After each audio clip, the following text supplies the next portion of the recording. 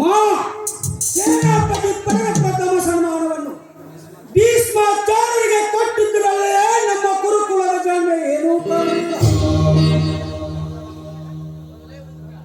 ಮೊದಲೇ ಮುದುಕ, ಮೇಲಾಗಿ ಪಾಂಡವ ಪಕ್ಷಾಭಿಮಾನಿ, ಸಾಮುದ್ರಿಕ ಶಾಸ್ತ್ರಾಧಾರ ವಿಚಾರ ಮಾಡಿ ನೋಡಿದರೆ ಸೇನಾಪದಕ್ಕೆ ಭೀಷ್ಮಾಚಾರ್ಯ ತೀರಾಯಿತು. ಊರ್ಕ ರೋಮನಾದ ನನ್ನನ್ನು ಸೇನಾಪತಿಗಾಗಿ ಮಾಡಿದರೆ ಇಷ್ಟು ಪ್ರಮಾಣದ ಪ್ರಸಂಗವೇ ಮೈ ದೋರುತ್ತಿರಲಿಲ್ಲ. ಮಿಂಚಿ ಹೋದ ಮಾತಿಗೆ ಮಿಡಿದಿ ಫಲವೇನು? ಹೋಗಲಿ ಬಿಡಿ. ಅದೋ ನೋಡಿ ದುರ್ಯೋಧನ ಮಹಾರಾಜರು ಭೀಷ್ಮಾಚಾರ್ಯ ಕಡೆ ಬರುತ್ತಿರುವರು. ದಾಕ್ಷಣ್ಯವಿಲ್ಲದ ದಾಹಕ ದುಶಬ್ದಗಳನ್ನು ಪ್ರಯೋಗಿಸಿ ಅವರ ಕ್ರೋಧಾಗ್ನಿಯನ್ನು ಗಗನಗಿಸುವಂತೆ ವರ್ತಿಸುವ ಬರಲಿ ದುಶ್ಯಾಸನ. ಭೀಷ್ಮಾಚಾರ್ಯರು ಬಂದು ಕೂಡಲೇ ಒಳಿತಾಗಿ ಸಿಟ್ಟಿಗೆಬ್ಬಿಸುವ.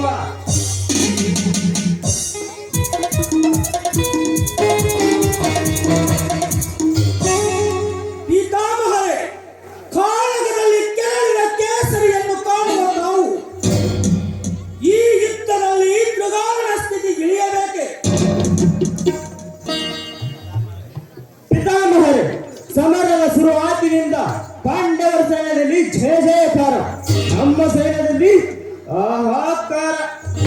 ನಮ್ಮಧ್ಯ ಭೀಷ್ಮಾಚಾರ್ಯನ ಪಾಂಡವ ಗಂಡುಗಾರ.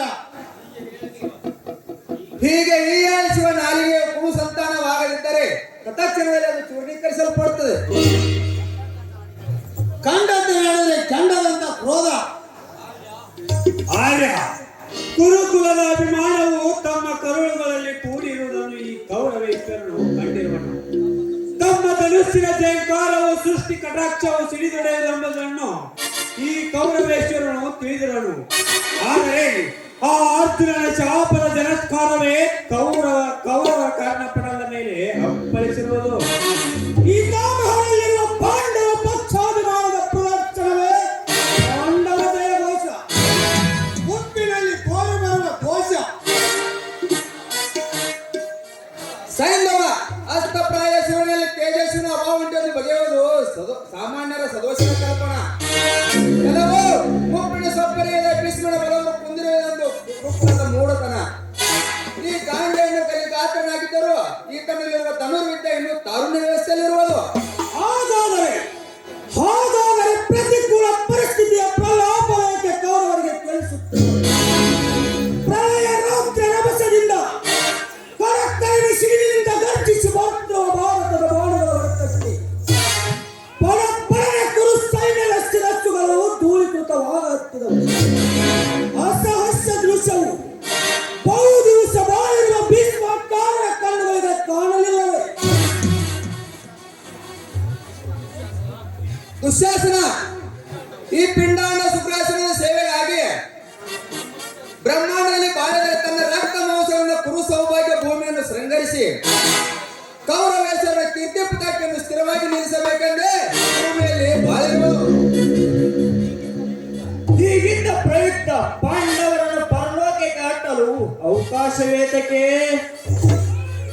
ಕೇಳು, ಕೌರವೇಶ್ವರ ಗಂಗಾ ಮಾತೆ ಸಾಕ್ಷಿಯಾಗಿ ಕುರು ಸಿಂಹಾಸನ ಸಾಕ್ಷಿಯಾಗಿ ಈ ಗಾಂಡಿಯನ್ನು ಸಾರಿ ಸಾರಿ ಹೇಳುವನು. ಓ ವಿಶ್ವದಲ್ಲಿ ವಿವರಿಸುವ ವಾಯುವೇ, ಈ ಭೀಷ್ಮನ ಪ್ರತಿಜ್ಞೆ ಸುಳ್ಳಾಗದಂತೆ